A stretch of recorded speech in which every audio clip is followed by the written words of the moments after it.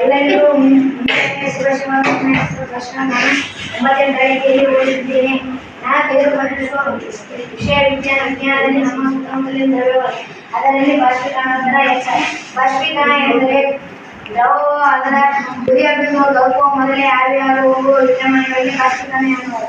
1ನೇ point, ಮೇಲ್ಮೈ ವಿಸ್ತೀರ್ಣ ಹೆಚ್ಚಾದಾಗ ಬಾಷ್ಪೀಕರಣ ಹೆಚ್ಚುತ್ತದೆ. ಅಂದ್ರೆ ನಾವು ಬಟ್ಟೆ ಹೋದ್ರಲ್ಲಿ ಬಟ್ಟೆ ಅತ್ಯಾಗಿಲ್ಲ ಜಲ್ಲೆ ಹಾರಕ ಜಗ್ಗೆ ಬೈತಾರಲ್ಲ, ನಾವು ಅಡಲಾಗಿಲ್ಲ ಜಲ್ಲೆ ಹಾರಕ ಅದಕ್ಕೆ ನಾವು ಮೇಲ್ಮೈ ವಿಸ್ತೀರ್ಣ ಹೆಚ್ಚಾದಾಗ ಬಾಷ್ಪೀಕರಣ ಹೆಚ್ಚುತ್ತದೆ ಅಂತ ಹೇಳ್ಬೋದು. 2ನೇ ಪಾಯಿಂಟ್,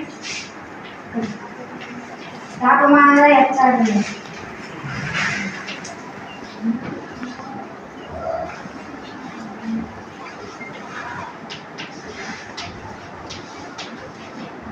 ತಾಪಮಾನದ ಹೆಚ್ಚಳದಿಂದ ಹೆಚ್ಚಿನ ಸಂಖ್ಯೆಯ ಕಣಗಳು ಸಾಕಷ್ಟು ಪ್ರಮಾಣದ ಚಲನಶಕ್ತಿ ಹೊಂದಿದ್ರೆ ಆರಿಸಬೇಕು.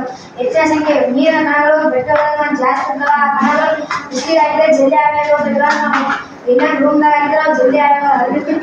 ತಾಪಮಾನದಿಂದ ಬಿಸಿಲಿಗೆ ಹಾಕಿದಾಗ ಅವು ಜಲ್ದಿ ಆಗೋದಿರ್ತಾವ. ಅದಕ್ಕೆ ತಾಪಮಾನದಿಂದ ಬಾಷ್ಪೀಕರಣ ದರ ಹೆಚ್ಚುತ್ತದೆ. 3ನೇ ಪಾಯಿಂಟ್, ಆರ್ದ್ರತೆ ಪ್ರಮಾಣ ಹೆಚ್ಚಿದೆ.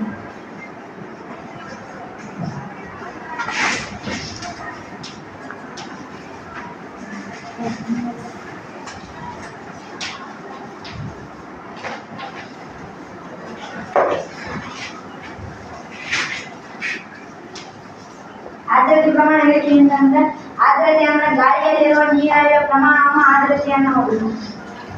ನಮ್ಮ ಸುತ್ತಮುತ್ತಲಿನ ಗಾಳಿಯು ಕೊಟ್ಟಿರುವ ತಾಪಮಾನದಲ್ಲಿ ನಿರ್ದಿಷ್ಟ ತಾಪಮಾನದ ನೀರಾವಿಯನ್ನು ಹಿಡಿದಿಟ್ಟುಕೊಳ್ಳಲು ಸಾಧ್ಯವಿಲ್ಲ.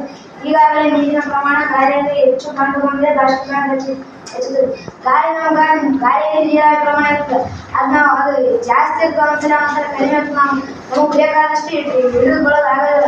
ಆದರೆ ಆರ್ದ್ರತೆ ಪ್ರಮಾಣ ಹೆಚ್ಚಾದ್ರೆ ಅವು ಬಟ್ಟೆಗಳು ಹೊರಗಾಕಿದ್ರೆ ಜಲ್ದಿ ಒಣಗಲ್ಲ. ಅದರಿಂದ ಆ ಆರ್ದ್ರತೆ ಪ್ರಮಾಣದಿಂದ ಬಾಷ್ಪೀಕರಣ ದರ ಇಳಿಕೆ ಆಗುತ್ತೆ.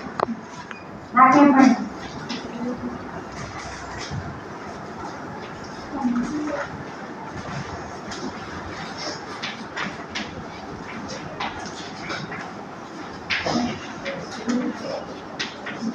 ಗಾಳಿಯ ವೇಗದಿಂದ ಹೆಚ್ಚಳ. ಗಾಳಿ ಹೆಚ್ಚಿರುವ ದಿನಗಳಲ್ಲಿ ಬಟ್ಟೆಗಳು ಬೇಗನೆ ಒಣಗುವುದನ್ನು ನಾವು ಸಾಮಾನ್ಯವಾಗಿ ನೋಡ್ತೀವಿ. ಗಾಳಿ ಹೆಚ್ಚಿರ್ತದೆ, ನಾವು ಬಟ್ಟೆಗಳು ಒಣಗಿದಾಗ ಗಾಳಿ ಹೆಚ್ಚಿದಾಗ ನೀರಾವಿ ಪ್ರಮಾಣವನ್ನು ಮುಂದೂಡಿಸಿದ ಬಟ್ಟೆಗಳು ಜಲ್ದಿ ಒಣಗ್ತವೆ. ಗಾಳಿಯ ವೇಗದ ಹೆಚ್ಚಳದೊಂದಿಗೆ ನೀರಾವಿಯ ಕಣಗಳು ಗಾಳಿಯೊಂದಿಗೆ ದೂರ ಚಲಿಸುತ್ತವೆ. ಇದರಿಂದ ಸುತ್ತಮುತ್ತಲ ನೀರಾವಿಯ ಪ್ರಮಾಣ ಕಡಿಮೆ ಆಗುತ್ತೆ.